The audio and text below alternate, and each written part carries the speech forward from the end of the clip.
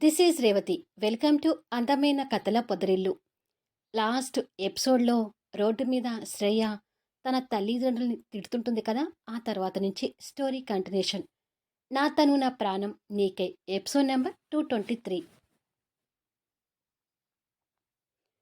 మోహన్ వాళ్ళ పేరెంట్స్ ఇంటి నుండి వెళ్ళిపోయారంటే దానికి అసలైన కారణం నువ్వే. నీ మాటలు విని నేను మూర్ఖంగా ప్రవర్తించి వాళ్ళని ఇంటి నుండి వెళ్ళిపోయేలా చేసి మోహన్ని ఇంకా బాధపెట్టాను అంటుంది శ్రేయ కోపంతో. నేను అంతా నీ మంచికే కదే చెప్పింది. వాళ్ళు నిన్ను ఇబ్బంది పెట్టకూడదనే కదా నీకు నీతులు చెప్పింది అంటుంది మల్లిక. నువ్వు చెప్పింది నీతులు కాదు, చాడీలు. నీ మాటలు విని ఇప్పుడు నేను ఏడుస్తున్నాను అంటుంది శ్రేయ కన్నీళ్ళు పెట్టుకుంటూ. నువ్వాగు మల్లిక, నన్ను మాట్లాడనివ్వు అని. అమ్మ శ్రేయ, నువ్వేదో డిస్టర్బ్ మూడ్లో ఉన్నావట్టుంది. కనీసం ఓ 4 రోజులైనా మనింట్లో ఉండి వద్దుగానిరా అంటాడు ధర్మ. నేను రాను. నా బాబుని వదిలేసి నేను ఎక్కడికి రానని ఇప్పటికీ మీకు ఎన్నోసార్లు చెప్పాను. దయచేసి నా బతుకు నన్ను బతకనివ్వండి అంటుంది విరక్తిగా. నీది కూడా ఒక బతికే అంటారా అంటాడు ధర్మ కోపం తెచ్చుకుంటూ. నానా అంటుంది కోపంగా. మరి లేకపోతే ఏంటి? ఆ మోహన్ నీకు ఏమవుతాడని క్యారేజీలు మోసుకుంటూ వచ్చావు అని అడుగుతాడు. తన దగ్గర సమాధానం లేక మౌనంగా ఉంటుంది. నీ మొగుడా, నీ మిత్రుడా, నీ ప్రియుడా, వీటిల్లో మోహన్ నీకు ఏమవుతాడని ఇంతగా కన్నీళ్లు కార్చి ఏడుస్తున్నావు అని ధర్మ మళ్ళీ ప్రశ్నిస్తాడు. నా ఆప్తుడు. కష్టాల్లో ఉన్నప్పుడు ఆదుకునేవాణ్ణి ఆప్తుడు అంటారు కదా. సో మోహన్ నా ఆప్తుడు అంటుంది కోపంగా. కూతురు సమాధానానికి ఇద్దరు కోపంగా చూస్తున్నారు. నాకు ఆరోగ్యం బాగలేనప్పుడు మోహన్ నన్ను కంటికి రెప్పలా చూసుకున్నాడు. ఇది చాలు మోహన్ నా ఆప్తుడని చెప్పడానికి అని అంటుంది. అది కాదమ్మ శ్రేయ, నువ్విలా పెళ్లి కాకుండా బిడ్డని కనడమే తప్పు అంటే ఇలా మోహన్ వాళ్ళ ఇంట్లో ఉండటం ఇంకా తప్పు అంటాడు ధర్మ. పెళ్లి కాకముందు బిడ్డని కనడం తప్పు అని నాకు ఇప్పుడు కాదు నాన్న చెప్పేది. కళ్యాణ్ బిడ్డకు తల్లిని కావాలనుకున్నప్పుడే మీరు చెప్పి నన్ను దారిలో పెట్టుంటే ఎలా ఉండేదో అంటుంది శ్రేయ. వాళ్ళ దగ్గర సమాధానం లేక మౌనంగా ఉంటారు.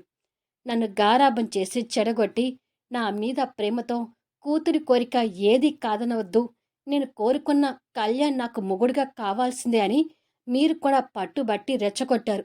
దాంతో నా జీవితం ఈరోజు ఇలా అయింది అని అంటుంది. శ్రేయ మాటల్లో వాస్తవం ఉండేసరికి ఏమీ మాట్లాడలేకపోతుంటారు.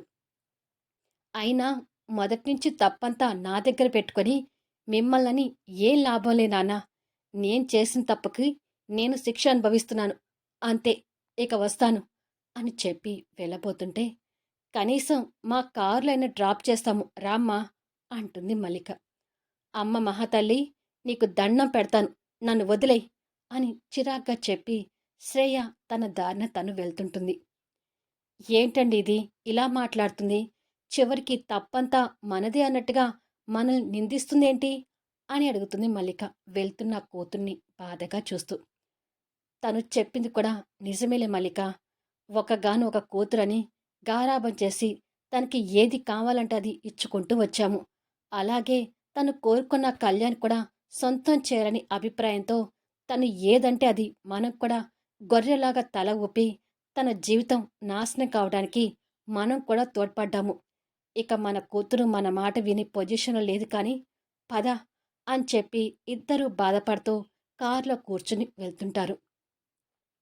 శ్రేయ కన్నీళ్లు పెట్టుకుంటూనే ఇంటికి చేరుకుంది. ఎదురుగా పని మనిషి వస్తుంటే తన కన్నీళ్లు కనపడకూడదు అనే ఉద్దేశంతో తుడుచుకొని, బాబు లేచాడా అని అడుగుతుంది. ఇంకా లేవలేదమ్మా, పడుకొని ఉన్నాడు అని చెప్తుంది. సరే, బాబుని చూస్తుండు అని చెప్పి తన రూంలోకి వెళ్ళి అక్కడ ఉన్న చాప మీద కూలబడి మోహన్ కోపాన్ని గుర్తు తెచ్చుకొని మొహాన్ని మోకాల్లో పెట్టుకొని బోరున ఏడుస్తుంటుంది. సాయంత్రానికి భాను, క్రాంతి వర్క్ ముగించుకొని వెళ్ళబోతూ కళ్యాణ్ క్యాబిన్లోకి వస్తారు. ఫస్ట్ రోజు వర్క్ ఎలా ఉంది క్రాంతి అని అడుగుతాడు కళ్యాణ్. చెప్పాలంటే చాలా కష్టంగా ఉంది సార్. అసలు ఈ వర్క్ నాకు అలవాట్లేదు కదా. అందుకే అంతా కొత్త కొత్తగా ఉంది. కానీ నాకెందుకు ఈ హయ్యర్ పోస్ట్ ఇచ్చారనేది తెలియడం లేదు అంటుంది క్రాంతి. కావాలని ఇచ్చాను అంటూ లేచి వాళ్ళ ముందుకొస్తాడు. ఆ సమాధానానికి ఇద్దరూ ఆశ్చర్యంగా చూస్తున్నారు. ఐ హోప్ సూర్య ఎప్పటికైనా ఒక మంచి పొజిషన్‌కి వస్తాడనే నమ్మకం నాకుంది క్రాంతి. సో, అప్పుడు సూర్యకి సహాయంగా నువ్వుండాలి. అందుకని బిజినెస్ విషయాలు నీకు పూర్తిగా తెలియాలని నీకు ఈ పోస్ట్ ఇచ్చాను అంటాడు. మీరు చెప్పేది నాకంతా ఆశ్చర్యంగా ఉంది. వెనక ఎలాంటి అండా లేకుండా ఆర్థిక పరిస్థితులతో ఇబ్బంది పడుతూ ఆటో తిప్పుకుంటున్న సూర్య హయ్యర్ పొజిషన్‌లోకి రావడం ఏంటి? సూర్య హయ్యర్ పొజిషన్‌లోకి వస్తాడనే ఉద్దేశంతో నాకీ పోస్ట్ ఇవ్వడం ఏంటి? అని అడుగుతుంది. నా బామర్ది మీద నాకు నమ్మకం ఉంది క్రాంతి. ఎందుకంటే సూర్యకి మొదటి నుంచి కూడా ఆశలెక్కువే. కాకపోతే మధ్యలో కొంచెం దారి తప్పి పరాయి ఆస్తుల మీద ఆశపడ్డాడు కానీ సూర్య మనసులో ఆశలైతే చావవు కదా అని నాకు గట్టి నమ్మకం అంటాడు.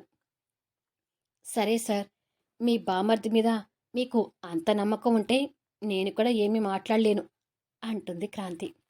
సరే క్రాంతి, ఇప్పుడు సూర్య విషయమైతే వదిలే. ఇవాళ మేనేజర్ లీవ్లో ఉన్నాడు. అందుకే మేనేజర్ ఇవాళ నీ దగ్గరికి రాలేదు. రేపటి నుంచి మేనేజర్ నీకు ట్రైనింగ్ ఇస్తాడు. ఇక నీకు అంత ఇబ్బంది ఉండదు. సరేనా అంటాడు కళ్యాణ్. సరే సార్ అంటుంది క్రాంతి. అమ్మ బాను, కొన్ని రోజులు పోతే నిన్ను కూడా ఆ డిపార్ట్మెంట్లోకి జాయిన్ చేస్తాను. అప్పుడు క్రాంతికి నువ్వు కూడా తోడుగా ఉండాలి అంటాడు. తప్పకుండా సార్ అంటుంది సంతోషపడుతూ. సరే ఇక వెళ్ళిరండి అంటాడు కళ్యాణ్. బాయ్ సార్ అని చెప్పి ఇద్దరు వెళ్ళిపోతారు. కళ్యాణ్ సూర్య గురించే ఆలోచిస్తూ ఉండిపోతాడు.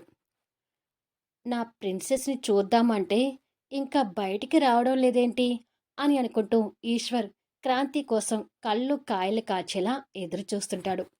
భానుతో మాట్లాడుతూ క్రాంతి బయటకొస్తుంటుంది. తనని చూడగానే ఈశ్వర్ కళ్ళు వెలిగిపోతూ వాళ్లకు ఎదురు వెళ్ళి గుడ్ ఈవినింగ్ మేడం అంటూ చెయ్యితో నమస్కారం పెట్టి చెప్తాడు. క్రాంతి వాడిని ఇరిటేట్గా చూసి పదా బాను అంటుంది. బాను కూడా వాడి వాలకాన్ని చిరాగ్గా చూస్తూ వెళ్తుంటుంది. మేడం మేడం ఆగండి అంటూ వాడు క్రాంతి దారికి అడ్డంగా నిలబడతాడు. ఏంటి అని అడుగుతుంది బాను. నేను నీతో కాదులే, క్రాంతి మేడంతో మాట్లాడాలి అని. తమ్ముడికి యాక్సిడెంట్ అయింది కదా మేడం, ఎలా ఉన్నాడు అని బాధ నటిస్తూ అడుగుతాడు. తమ్ముడా? అసలు నీ తమ్ముడెవరు? నీ తమ్ముడు గురించి నన్నెందుకు అడుగుతున్నావు అంటూ చిరాకు పడుతుంది క్రాంతి. అదే మేడం, సూర్య. సూర్య నాకు వరుసకు తమ్ముడవుతాడు కదా. సూర్య నాకు తమ్ముడు అయ్యాడంటే మీరు నాకు మరదలవుతారు అంటూ సిగ్గుపడుతూ చెప్తాడు. వాడి సిగ్గుని చిరాగ్గా చూస్తుంటుంది క్రాంతి. నాకు మిమ్మల్ని చూడగానే మీతో ఏదో జన్మలో ఏదో రిలేషన్ ఉన్నట్టుగా అనిపించింది మేడం. మీకు కూడా నన్ను చూడగానే అలా అనిపించిందా అని ఆశగా అడుగుతాడు. వాడి మాటలకు క్రాంతి ఇరిటేట్ అవుతుంటే, నాకెందుకో నీ ఆరోగ్యం మీద నాకు కొంచెం అనుమానం వస్తుంది అంటుంది భాను. నా ఆరోగ్యం మీద అనుమానమా? నా ఆరోగ్యం బానే ఉంది కదా అని అడుగుతాడు ఈశ్వర్. లేదు, నాకు డౌట్గా ఉంది. త్వరలో నువ్వు ఎర్రగడ్డ పిచ్చి హాస్పిటల్కి వెళ్తావేమోనని నా అనుమానం. ఎందుకైనా మంచిది ఒకసారి సైక్రియాలజిస్ట్ దగ్గరికి వెళ్ళి చెక్ చేయించుకో అని చెప్పి పదక్రాంతి అంటూ తన చేయి పట్టుకొని భాను వెళ్తుంటుంది. ఈశ్వర్ చూస్తూ ఉండగానే అక్కడ ఆటో రావడం, ఆటోలో ఇద్దరు కూర్చొని వెళ్ళిపోవడం జరిగిపోతుంది. ఛ, ఇలాంటి భానులు ఎంతమంది ఎదురైనా నా ప్రిన్సెస్ని నాకు దూరం చేయలేరు అని హీరో లెవెల్లో అనుకుంటాడు వెర్రోడు. క్రాంతి ఇంటికి చేరుకోగానే పైన ఉన్న సంగీత ఇదిగో అమ్మా ఇంటికీస్ అంటూ తీసుకొచ్చి ఇచ్చింది. లాక్ చేసి ఉన్న డోర్ చూసి సూర్య ఎక్కడికి వెళ్ళాడక్కా అని అడుగుతుంది. ఆటో రిపేర్ అయిందంట కదా, తీసుకొస్తానని వెళ్ళాడు. సంజయ్ కూడా సూర్యతోనే వెళ్ళాడు. కాసేపట్లో ఇద్దరూ రావచ్చేమో అని చెప్పి సంగీత వెళ్ళిపోతుంది. సూర్య గురించి ఆలోచిస్తూనే క్రాంతి లాక్ తీసుకుని లోపలికొచ్చి సూర్య ఎప్పటికైనా ఒక స్థాయికి వస్తాడు అని కళ్యాణ్ చెప్పిన మాటల్ని గుర్తు తెచ్చుకుంటూ అక్కడ ఉన్న సోఫాలో కూర్చొని పోతుంది. కాసేపటికి సూర్య, సంజయ్ కలిసి అదే ఆటోలో వస్తారు. ఎందుకైనా మంచిది ఆ గాయాలు ఇంకా పూర్తిగా తగ్గనివ్వు. పూర్తిగా కోలుకున్నాకే ఆటో తిప్పు సూర్య అంటాడు సంజయ్. గాయాలు చాలా వరకు తగ్గిపోయాయిలే.